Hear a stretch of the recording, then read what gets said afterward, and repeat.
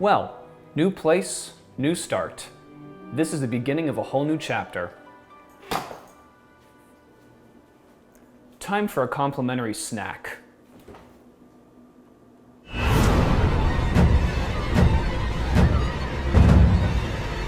Holy crap! I love dates.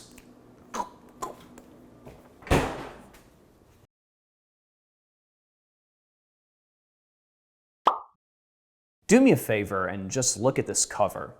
I know you've seen it before. It probably popped up during one of your online scrolling sessions. It's seared into your brain like a jump scare, and you find yourself thinking about it even long after it had vanished into the digital ether. And if you haven't seen this cover before, you've seen covers like it. Lurid, provocative, garish, yet self-aware in their absurdity. And of course, that's the point. And it's a point that Colby Durden, pen name Quan Millz, embodies so well. A former proposal writer for a Chicago law firm, Durden turned to self-published urban fiction to bring in cash after he was laid off. And it didn't take long for him to discover that outrageous titles and cover art translated to sales. Within months of publishing his first book, Durden had found his calling. Urban fiction, also known as streetlit, is a subgenre defined not only by its setting, but its themes. Streetlit explores the darker, less glamorous aspects of city life, often from an African-American perspective. I'm aware I don't exactly come off as a connoisseur of streetlit, so I'll try and be as substantive as possible while also not pretending I'm some kind of expert. While streetlit addresses very real issues affecting urban demographics such as crime, family turmoil, and race relations, and while Quan Millz' books adhere to these themes, it's obviously his presentation that stands out. Looking a bit deeper past the ridiculous covers, many of his stories feature innocent or down-on-their-luck black men pitted against selfish, hedonistic black women, which Millz alleges not only reflections of realities within black communities, but also informed by his readers, many of whom he claims are black women themselves. Still, these less than flattering depictions were not immune to controversy, with critics accusing Millz of stereotyping and commodifying the black experience, and some readers questioning whether Millz was even a black man himself. There is a much broader conversation regarding race and representation and who can say what about whom, but that's not for this video. Regardless, there's no such thing as bad press, and Quan Millz' books took the internet by storm, with one in particular receiving widespread notoriety. This hoe got roaches in her crib.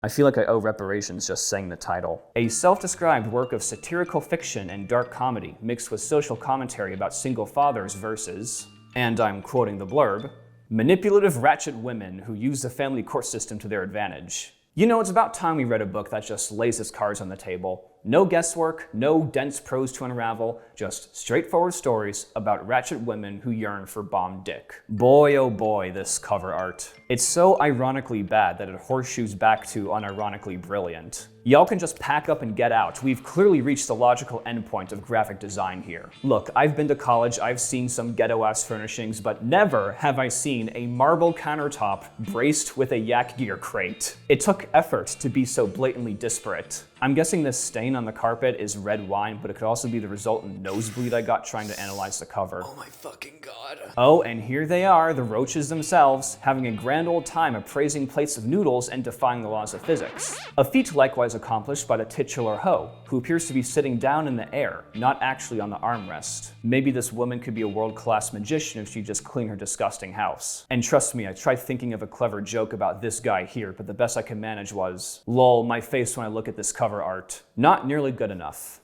It's like punching a baby. Might be funny, but it's just poor sport. So what's the story? At its core, it's a protracted custody battle over a 6-year-old girl named Maya between Austin Watkins, her biological father who's on the tail end of a 2-year prison sentence, and her biological mother and legal guardian, Fredquisha Pierce. And don't worry, we'll get to her. Austin and Fredquisha are bolstered by their own family and friends who have their own inputs and stakes in the battle. There are side characters that flit in and out, some which are kind of important, some which are not at all important. Basically, it's just episode after episode of this poor child bouncing back and forth between the Watkins and the Pierces, as the two families try and navigate the legal system to attain custody and deal with their own internal drama. It'd come off as very soap opera-ish, if not for one thing. I've reviewed unhinged books on this channel before. Empress Teresa, Apocalypse: The Second Coming. But the thing about those books is that they were unintentional. They were written by crazy people who didn't know what they were doing and made asses of themselves. This book means it. This book's absolute insanity is 100% tailor-made. Quan Millz intended every word of what he wrote. And oh my God, it is glorious. This is the most ludicrous, obscene, jaw-droppingly outrageous book I've ever read. Every paragraph is expertly crafted to just squeeze every last ounce of batshit from each line. An excerpt. The smell tearing apart her nostrils was almost inexpressible. An aromatic melange of fishy pussy, cheap alcohol, cigarettes, roach spray, fried chicken, piss, booty cheese, must, hair grease, old hair weave, unwashed clothes, rotting food, and pickle juice. It was the fragrance of abject squalor and ratchetry. It just brings a tear to the eye. A tear of beauty, disgust, crippling depression. I've only ever felt sick reading 2 books in my life. Nick Cutter's The Troop, and this hoe got roaches in her crib. There's a line in here about mint chocolate ice cream that actually made me gag, and I'm not gonna recite it because I might actually throw up on my microphone. It's genuinely remarkable the depths of insanity from which Quan Millz ladles for these descriptions. Wings were so long and thick that motherfucking Roach was offering first-class tickets to fly other critters to Dubai and shit. Her edges from the sides of her head went missing like some white bitch that went jogging in a forest at 3 a.m. Oh my God. Hector was your typical Mexican clicked-up gang member who was serving a 4-year prison sentence for possession. And that's all you need to know about Hector, I guess. Mrs. Watkins saw a group of big thuggish roaches running a train on some thought roach in the corner. You know, I think there's untapped potential in National Geographic documentaries narrated in the style of Quan Millz. Honey Badger don't care? Nah, give me the thuggish roach train. Speaking of which, the cockroaches have a surprising amount of character development. From the beginning, they're personified as having family and friends, and sometimes they stop what they're doing to observe the human character's turmoil, even fearing for their well-being. And they actually have plot relevance, like significant plot relevance, more so than 90% of the human characters. But we'll get there. And some of these lines I can't even read, not just because they contain certain words that I'm not of the inclination to say, but also because urban slang in my speaking voice sounds like I'm having a stroke. So we're not even gonna go there. Millz also writes in a very self-aware and self-referential manner. Parts of the book feel less like a story and more like the author's commentary on the story he's trying to tell. A female social worker places her hand on Austin's shoulder in a reassuring way, and Quan feels the need to not only inform us it was non-flirtatious, but also reveal in parentheses that she's a lesbian. There's character development, and then there's annotations from the author in the middle of the story.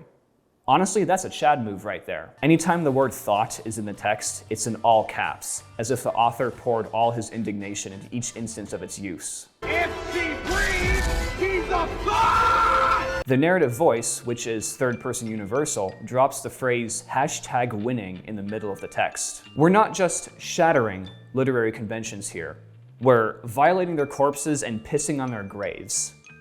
And sign me up! At one point, amid a particularly descriptive love scene, Quan calls out whom I assume is his real-life neighbor, a middle-aged white man from Utah named John, alleging that he'd be frightened by the noises of the 2 characters doinking next door. Oh my lord. John from Utah, if you read this book or watch this video, please don't feel too bad. You were sacrificed on the altar of street lit for a greater purpose. Quan Millz is the wordsmith we need but don't deserve. That much is evident. However, the humor is definitely the highlight of the book.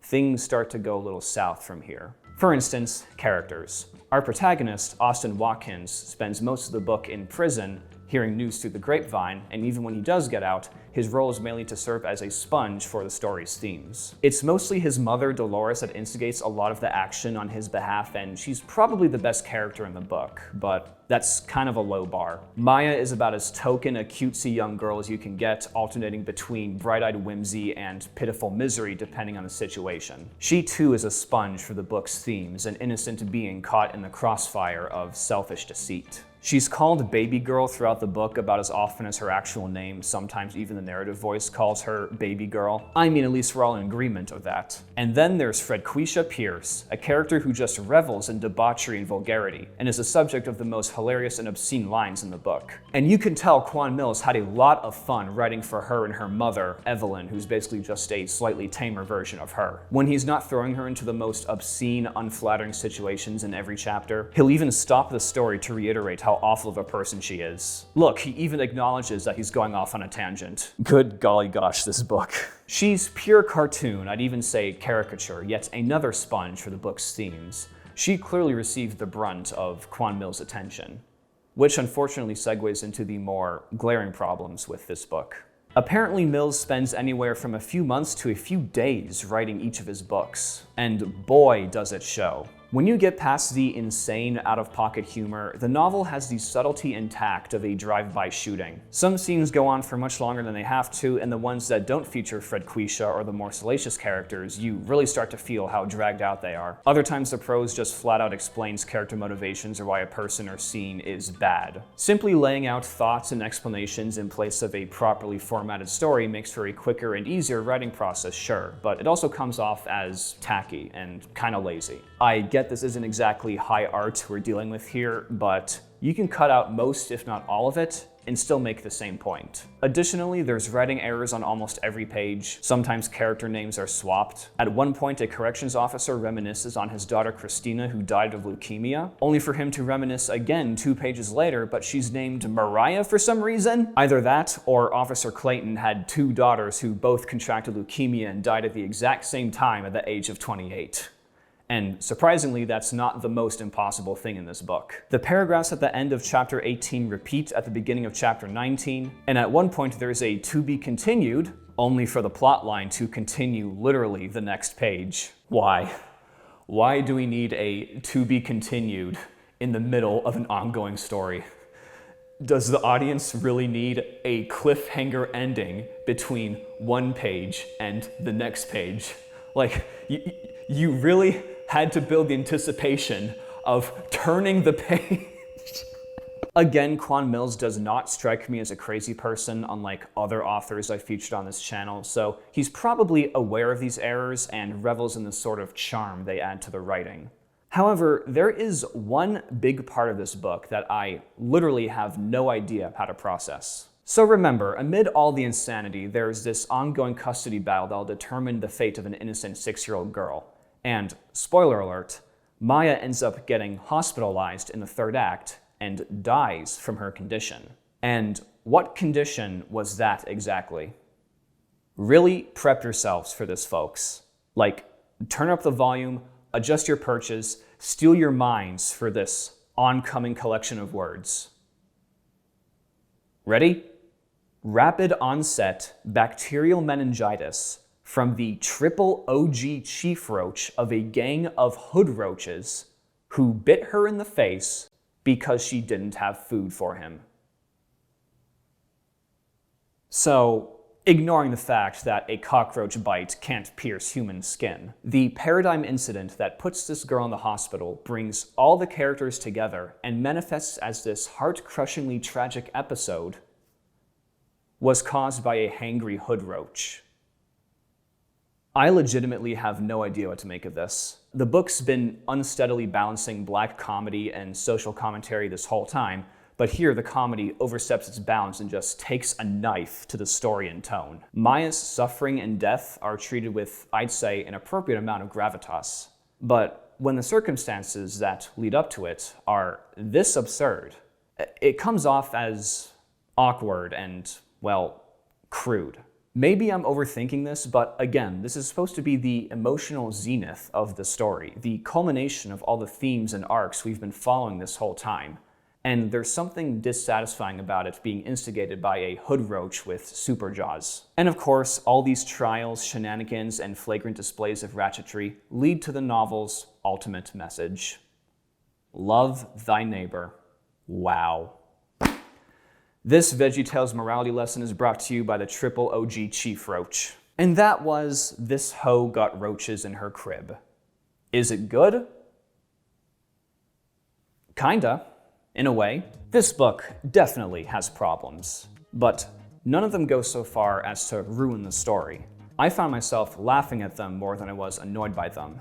Of course, the intentional humor does a lot of heavy lifting too. And despite all that, the book never lets you lose sight of what it's trying to accomplish. Throughout the text is a lot of technical knowledge about the prison system, the family court system, and anecdotes that are presumably based on real stories. Quan Millz definitely did his research, and it's very clear when he's trying to educate his readers about the struggles inner-city black populations might face. Is it subtle?